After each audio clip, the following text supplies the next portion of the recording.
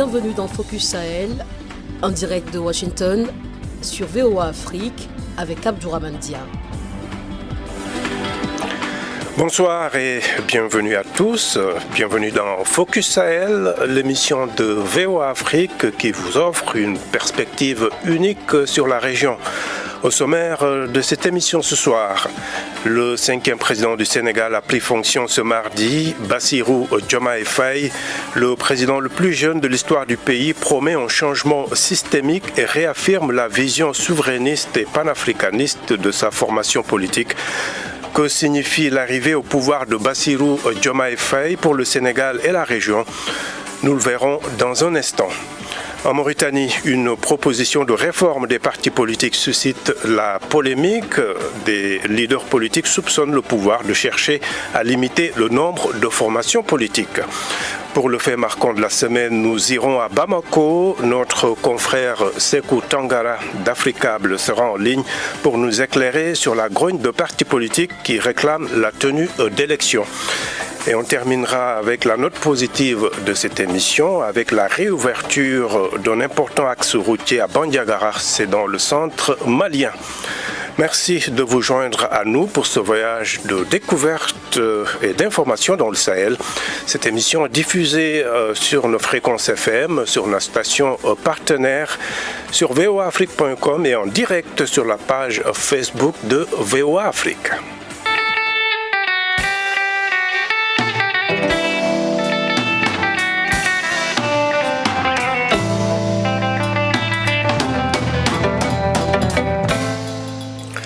Au Sénégal, l'élection de Bassirou Diomaye Faye, qui a prêté serment ce mardi, est porteuse de grands espoirs. La jeunesse attend beaucoup des nouvelles autorités, alors que sur le plan régional, le nouveau président sénégalais devra faire face à l'épineux dossier CEDEAO-AES, Alliance des États du Sahel. La correspondance à Dakar de Wahani Johnson Sambou. Ils se sont rencontrés en prison il y a un mois, arrêtés en marge des manifestations contre le report de la présidentielle. Les voici à nouveau réunis à discuter projet. Ces jeunes qui rêvent d'un Sénégal nouveau attendent beaucoup du nouveau régime. Bamba Dia et Moussa Sarr sont respectivement rentrés d'Allemagne et des États-Unis pour investir au Sénégal. Nous avons les capacités, l'esprit, l'énergie et surtout la jeunesse pour y parvenir. Malheureusement, certains de nos dirigeants ne sont souvent là que pour leurs intérêts personnels. Mais c'est parce que je crois à ce changement que je suis rentré au pays. L'attente, pour moi, non. Ouais, il faut se mettre au travail et solutionner. Maintenant, les solutions ne vont pas tomber tout de suite, certes. Mais quand même, je pense que mettre en place des mécanismes pour pouvoir un peu occuper tout le monde, cela est bien possible. Le président Bassirou Diomaye Faye mesure parfaitement l'ampleur des attentes et elles ne sont pas que nationales. Le nouveau président sénégalais devra en effet gérer un agenda régional très chargé et difficile dans un contexte de tension au sein de l'espace CEDEAO. Je lance un appel à nos frères et sœurs africains pour qu'ensemble nous consolidions les acquis obtenus dans les processus de construction de l'intégration de la CEDEAO, tout en corrigeant les faiblesses et en changeant certaines méthodes, stratégies et priorités politiques.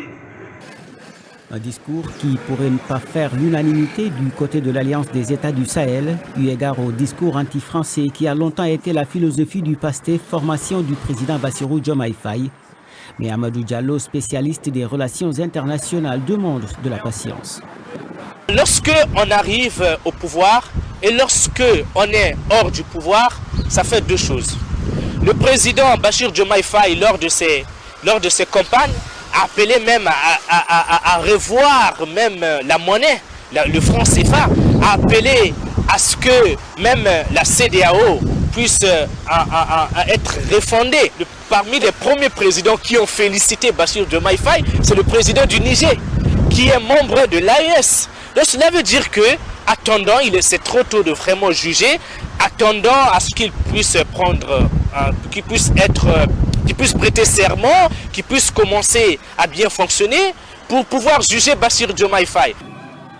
L'épineux dossier de la CEDEAO sera sans doute l'un des plus grands défis du président Bassirou Diomaye Faye. Parviendra-t-il à recoller les fissures? C'est encore loin d'être gagné. Wahani Johnson Sambou pour VOA Afrique, Dakar. Voilà, merci beaucoup Wahani. Et nous avons justement Wahani Johnson Sambou en ligne de Dakar. Wahani, bonsoir. Bonsoir Abdourahmane. Alors, vous avez assisté à la prestation de Bassirou Diomaye Faye ce matin comme 5e président du Sénégal. Décrivez-nous un peu l'ambiance. Alors, bonsoir aux auditeurs. L'ambiance était au rendez-vous. Il y avait eu beaucoup de monde au Centre international de conférence de Diamniadio où s'est tenue la cérémonie de passation de service. Beaucoup d'émotions et surtout un sentiment de délivrance pour la plupart des partisans de Bassirou Diomaye Faye, les nombreux partisans de Bassirou Diomaye Faye qui étaient là. Et puis, on a pu voir beaucoup de chefs d'État de la sous-région, notamment Nana Akufo du Ghana, le président de la Guinée-Bissau, celui de la Guinée et puis même celui du Mali. Comme vous le savez, les rapports entre le Sénégal et le Mali, surtout les États de l'Alliance du Sahel, ne sont pas au beau fixe comme depuis quelque temps avec le président Macky Sall. Donc, une grande émotion et puis beaucoup d'ambiance lors de cette cérémonie que le chef de l'État a voulu, malgré tout, très sobre. Voilà, la délégation malienne conduite donc par le patron du CNT malien, Malick Diaw. Alors, un mot sur justement ces personnalités étrangères qui étaient présentes à cette cérémonie. Qu'est-ce que cela inspire, disons, aux observateurs ? Alors, pour les observateurs, cela inspire peut-être un nouveau changement, un nouveau cap dans les relations entre le Sénégal et les autres pays. Mais surtout, tout le monde passe en ce qui se passe avec la CEDEAO, avec le retrait des 3 États du Sahel, à savoir le Mali, le Niger et le Burkina Faso. Lors de son premier discours, le président Bassirou Diomaye Faye les avait appelés un peu à revoir leur position. Et aujourd'hui encore, il a réitéré sa volonté de travailler avec ces États. Donc, le fait de voir ces présidents, et puis il faut surtout rappeler que, par exemple, les dirigeants maliens et le dirigeant de la Guinée ont été très acclamés par la foule qui était dans la salle, ce qui veut dire que par rapport au discours souverainiste qui est celui également du camp de Bassirou Diomaye Faye, mais également de ces États du Sahel et de la Guinée, ça vaut forcément augurer quelque chose de bien dans les relations entre les États. En tout cas, ça suscite beaucoup d'espoir, l'élection de Bassirou Diomaye Faye, autant pour ces États que pour la jeunesse sénégalaise. Voilà, Wahani Johnson Sambou, correspondant de VOA Afrique à Dakar. Merci beaucoup. Et nous allons donc poursuivre la discussion sur le même thème avec Ibrahima Kane, analyste politique sur place. Ibrahima Kane, bonsoir. Bonsoir Abdourahmane.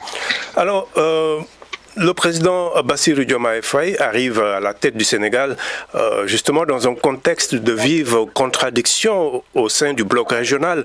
Que peut-on retenir de son discours d'aujourd'hui qui pourrait indiquer la direction qu'il compte prendre sur le plan régional ?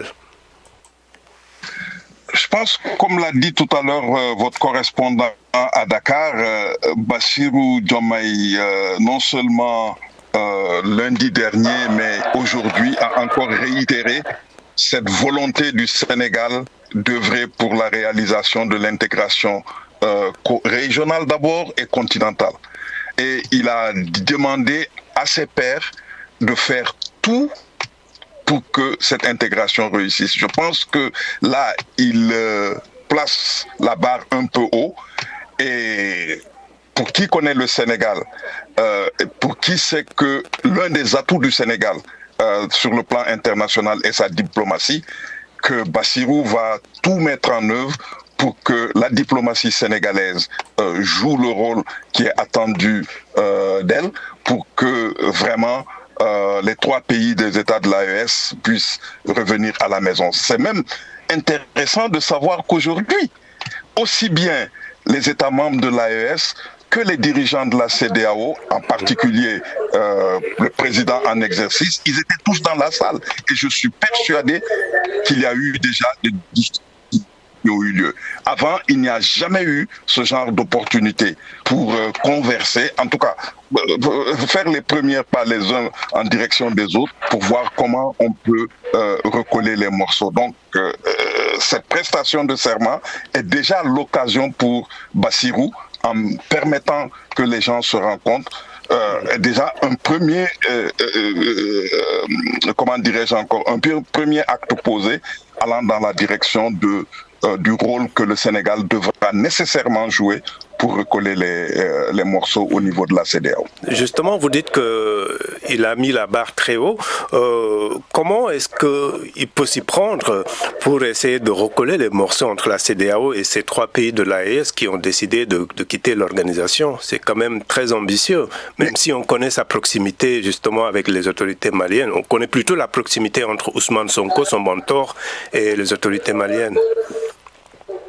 Alors, il y a d'abord cette proximité avec le Mali et avec le Burkina Faso et dans une moindre mesure avec le Niger, mais il y a aussi le fait qu'au cœur de ces 2 discours, il a insisté sur la nécessité de revoir le fonctionnement de la CEDEAO. Et si vous écoutez le discours des dirigeants de l'AES, la critique fondamentale qu'ils ont adressée à la CEDEAO, c'était son mode de fonctionnement. Alors si le mode de fonctionnement est le talon d'Achille du système, peut-être que le Sénégal pourra, en mettant en exergue la nécessité d'une réforme, prendre le leadership dans la quête d'une réforme de la CEDEAO qui pourrait ramener les 3 États dans la maison mère. Je pense que ça, c'est déjà un acquis. Le deuxième élément qui me paraît important dans la démarche aussi du Sénégal, c'est que le Sénégal revendique une nouvelle manière d'agir de la CEDEAO. Cet aspect souverainiste, cet aspect de revoir nos relations avec l'extérieur d'une certaine manière. Et ça, je ne vois pas comment les autres États vont s'y opposer. Donc c'est vraiment enfoncer une porte ouverte que de parler de nécessité de renforcer la souveraineté de la CEDEAO. La CEDEAO, c'est l'organisme régional qui reçoit le moins de subsides des partenaires étrangers. D'accord. Alors, seulement 5% du budget de la CEDEAO qui est fourni par les États extérieurs. Donc vous avez tous les éléments, tous les ingrédients en effet pour vraiment engager un dialogue sérieux, un dialogue utile pour faire en sorte que la CEDEAO avance. Alors, Ibrahim Khan, on parle beaucoup des pays de l'AES, mais on n'entend pas beaucoup parler de la CEDEAO, plutôt de Alassane Ouattara et de la Côte d'Ivoire. La Côte d'Ivoire qui est un peu la tête de pont de l'UEMOA et dont le président Alassane Ouattara a été un proche allié de Macky Sall. Comment est-ce qu'il y a quelque chose à interpréter là-dessus ou bien... Mais je pense qu'il y a une sorte de bascule actuellement avec l'arrivée de ces jeunes au pouvoir ici au Sénégal.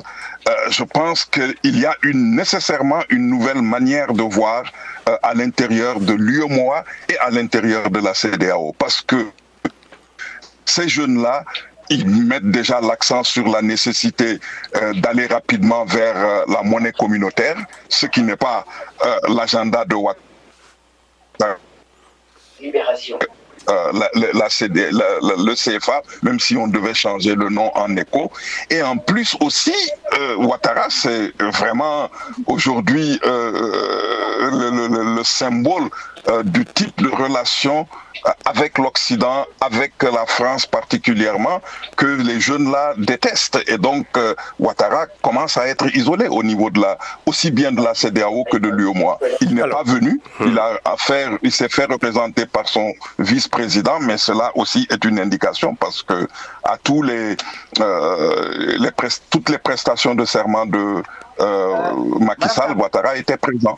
D'accord. Alors rapidement, avant de vous laisser partir, un mot sur la Mauritanie, avec qui le Sénégal va exploiter un important gisement de gaz à la frontière maritime commune entre les 2 pays. Comment voyez-vous l'avenir de ces relations Sénégal-Mauritanie? Mais c'est seulement l'avenir des relations entre le Sénégal et la Mauritanie, c'est l'avenir des relations entre le Sénégal et ses voisins.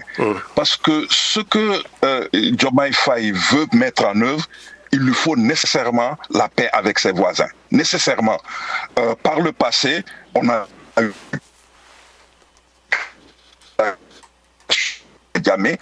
on n'a pas eu de bonnes relations avec la Guinée de Alpha Condé, et avec celui-là, ça commence à changer. Le seul pays de la région avec lequel on a toujours eu de bonnes relations, c'était le Mali. Donc le Sénégal doit nécessairement changer de logiciel quant à ses relations avec ses voisins. C'est en changeant ce logiciel-là que le Sénégal pourra mener à bien tout l'agenda que Diomaye veut déployer au niveau du pays pour faire avancer la situation économique du pays. Voilà, merci beaucoup Ibrahim Khan, analyste politique basé à Dakar. Alors juste 2 commentaires Facebook avant de marquer une pause. Bounenem Saïd nous dit: il ne faut pas déjà commencer à endiguer dans un paradigme médiatique le rôle du jeune président sénégalais qui, je pense, a son propre agenda présidentiel dûment élaboré. Et puis Alphonse Mbouaki nous dit que le Sénégal est un pays en bonne santé démocratique. Il connaît des soubresauts ou des tentatives de politiciens cherchant à nuire à cette démocratie, mais il rencontre des institutions judiciaires et des hommes politiques et des populations qui ont intériorisé le jeu ou la pratique démocratique. Merci de rester sur VOA Afrique. On revient tout de suite. Le Sahel, une région à la croisée des chemins. Focus Sahel, votre nouvelle émission sur VOA Afrique. Crise sécuritaire, montée de l'extrémisme et déplacement de populations à influence étrangère, VOA Afrique braque ses projecteurs sur la bande sahélo-saharienne pour vous aider à comprendre les enjeux qui sévissent dans cette région et les événements qui rythment la vie de ces pays. Retrouvez nos équipes à Washington et nos correspondants sur le terrain pour des reportages, des analyses et des interviews. Pour tout comprendre sur le Sahel, rendez-vous tous les mardis à 18h temps universel sur VOA Afrique, voaafrique.com et toutes nos plateformes digitales.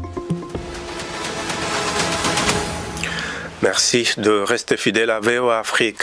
Alors, y a-t-il trop de partis politiques en Mauritanie?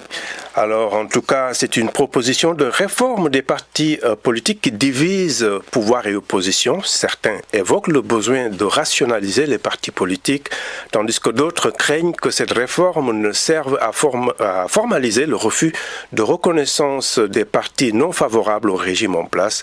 20 partis politiques, il faut le dire, sont reconnus en Mauritanie à ce jour. Suivant ce reportage à Nouakchott de Mohamed Diop. La concertation sur le développement de la gouvernance se concentrera à l'heure actuelle sur les réformes liées au système des partis. Les journées de concertation préélectorale et sur la gouvernance politique en Mauritanie visaient à parvenir à un consensus national. Consensus finalement raté en raison d'un différend sur une proposition de réforme des partis politiques. Les réformistes soutiennent que les partis doivent être plus représentatifs. Mohamed Ahmed Mohamed Lemine, ministre mauritanien de l'Intérieur, explique le bien fondé de la réforme. La réforme vise à faire en sorte que les partis politiques forment un cadre unitaire et représentent toutes les communautés nationales en évitant les considérations d'ordre égoïste. L'opposition regroupée au sein du Front des partis spoliés, comprenant pour la plupart des partis non agréés, a claqué la porte des concertations, accusant le pouvoir de chercher à légitimer son refus de reconnaître des partis répondant aux normes requises. Youssef Mohamed Issa dirige le parti RDP. Ce qu'il cherche, c'est de stagner une loi existante qui ne répond pas aux intérêts de la classe sociale gouvernante et instaurer une loi sur mesure. L'analyste politique Cheryoub Eliat dit comprendre l'attitude de l'opposition.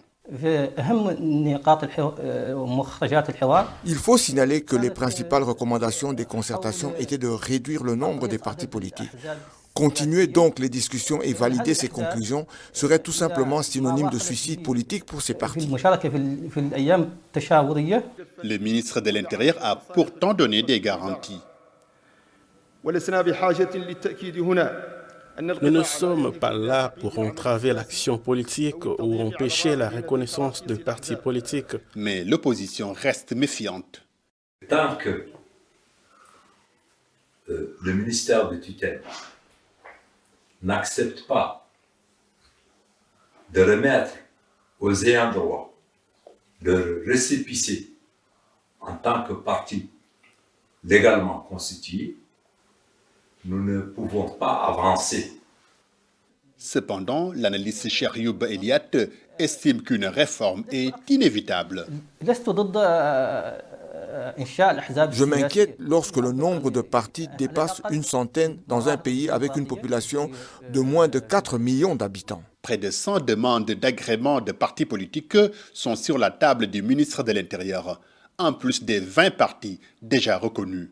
Mohamed Diop pour VOA Afrique, Nouakchott.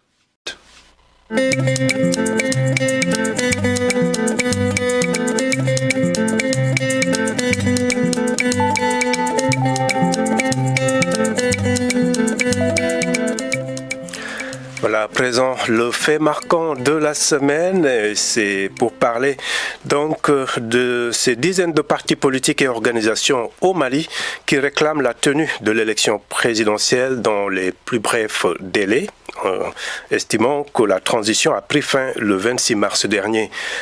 Pour parler de cette actualité, nous avons en ligne de Bamako Sekou Tangara, directeur de notre chaîne partenaire Africable. Bonsoir Sekou. Bonsoir Abdurrahman. Alors ces partis et organisations estiment que depuis le 26 mars, la transition a pris fin. Sur quoi se basent ces organisations et ces partis pour le dire ? Oui, Abdraman, il se base sur un décret signé par le président de la transition, le colonel Assimi Goïta, un décret qui fixe la durée de la transition à 24 mois pour compter du 26 mars 2022 pour ce regroupement de partis politiques, de mouvements et associations. L'échéance donc fixée pour la transition au Mali a pris fin le 26 mars dernier, raison pour laquelle il demande aux autorités de s'éclipser et de laisser la place à une autre transition civile et beaucoup plus inclusive. Et que disent les autorités ?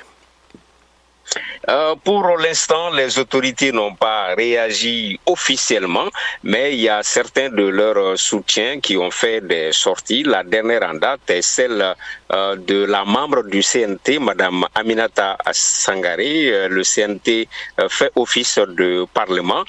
Pour cette dame, il n'y a ni vide juridique ni vide institutionnel. Le décret invoqué par le regroupement de partis politiques n'est qu'un décret, alors que la charte de la transition, qui fait office de loi fondamentale et de constitution, donne 6 mois à 5 ans aux autorités pour mener des réformes. Donc pour elle, le décret n'est pas supérieur à la charte de la transition et à la constitution. Et puis Abdraman, elle va même loin en invoquant la nouvelle constitution qui a été promulguée en juillet dernier. La nouvelle constitution, dans ses articles 189 et 190, dit que la transition prendra fin avec l'élection du nouveau président de la République, la prestation de serment et la passation de charge au nouveau président de la République du Mali. Et il y a aussi la question sécuritaire. Est-ce qu'elle est mise en avant pour expliquer un peu la non-tenue de ces élections ? Quand on essaie de faire un micro-trottoir au Mali, les avis sont partagés. Il y a une première frange de Maliens qui pensent qu'il faut stabiliser, qu'il faut sécuriser, qu'il faut même mettre entre parenthèses la démocratie. Mais il y a une seconde frange qui pense que cela ne tient pas, que les autorités font du dilatoire, parce que la question Kidal qui était abordée pour des raisons sécuritaires, pour ces Maliens-là, la question sécuritaire ne tient plus, parce que le pouvoir est parvenu à organiser un référendum pendant que Kidal était aux mains des terroristes. Et maintenant que Kidal est dans le giron malien, par exemple, ces Maliens ne comprennent pas la non-tenue de l'élection. Et ils vont même loin en disant que les autorités ont récupéré le fichier électoral qui était pris en otage par une société française et qu'il n'y a aucune raison pour que la présidentielle ne se tienne pas. Alors, donc les avis sont partagés. Oui, tout à fait. Alors en quelques secondes, vous pensez que les élections peuvent toujours se tenir cette année ? Quand on regarde la météorologie électorale au Mali, la saison des pluies, c'est dans 2 à 3 mois et je vois très mal, d'un point de vue logistique, la présidentielle se tenir pendant cette saison pluvieuse-là.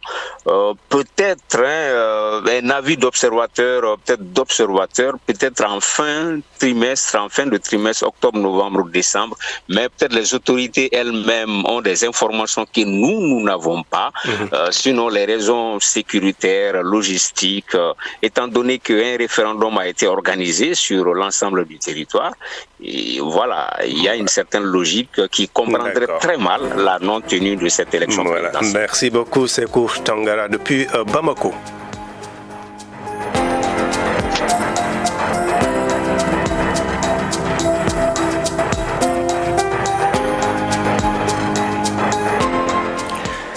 Et restons au Mali pour la note positive de cette édition, et c'est pour parler de la réouverture du trafic routier sur l'autoroute 15 dans la région de Bandiagara. C'est dans le centre malien. Après des mois d'interruption à cause d'un blocus des groupes armés, le trafic a repris sur les axes Bandiagara, Bankas et Koro. Cette reprise de la circulation commence déjà à avoir un impact positif sur les marchés dans ces localités. Un soulagement pour les populations en cette période de Ramadan.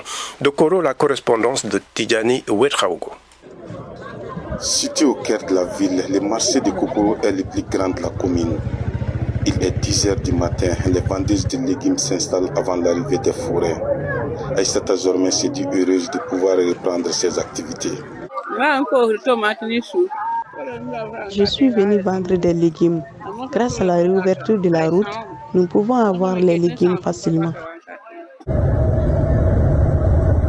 La reprise du trafic routier sur la route nationale 15 a permis de ravitailler les marchés en produits de première nécessité. En ce mois de Ramadan, les produits comme le sucre, l'huile ou le riz refont leur apparition sur les marchés. Certains consommateurs, à l'image de Sekou Togo, constatent néanmoins une hausse des prix. J'ai payé un sac de 25 kg de sucre à 16 000 francs CFA. Les produits sont disponibles, mais ils sont chers. Nous demandons la baisse des prix. Il y a de cela quelques mois, des hommes non identifiés ont saboté les ponts sur l'axe Badiangara-Bankas, affectant du coup le trafic sur la RN15. Une situation qui a eu un impact sur le coût des denrées dans les cercles de Koro et Bankas, comme l'expliquent ces commerçants. Nous avions souffert pendant l'interruption du trafic routier. Le transport de nos marchandises a doublé, alors que nos marchandises quittent Bamako pour venir. La réouverture du trafic sur les tronçons est un soulagement pour les populations, surtout en ce mois de Ramadan. Ousseinou Pérou ne cache pas sa satisfaction. Avant cette ouverture, la population a beaucoup souffert. Donc, les manques de produits de première nécessité étaient visibles sur le marché. Actuellement, Dieu merci, donc il y a, c'est vrai, il y a la charité, mais en tout cas, donc visiblement tous les produits sont en tout cas dans les marchés, tels que le riz, l'huile, lait, donc les boissons. Principale voie de ravitaillement des localités du centre. La route nationale 15 est essentielle à l'économie de la région. Tidjani Ouetraogo pour VOA Afrique, Koro. Voilà, c'est la fin de cette édition de Focus Sahel. Merci à notre public et à vous donc, qui nous avez accompagnés. Merci à l'équipe technique composée de Michel Joseph et Trésor Matondo. À ce micro, Abdourahmane Dia. À très bientôt sur les ondes et sur les antennes de VOA Afrique. Au revoir.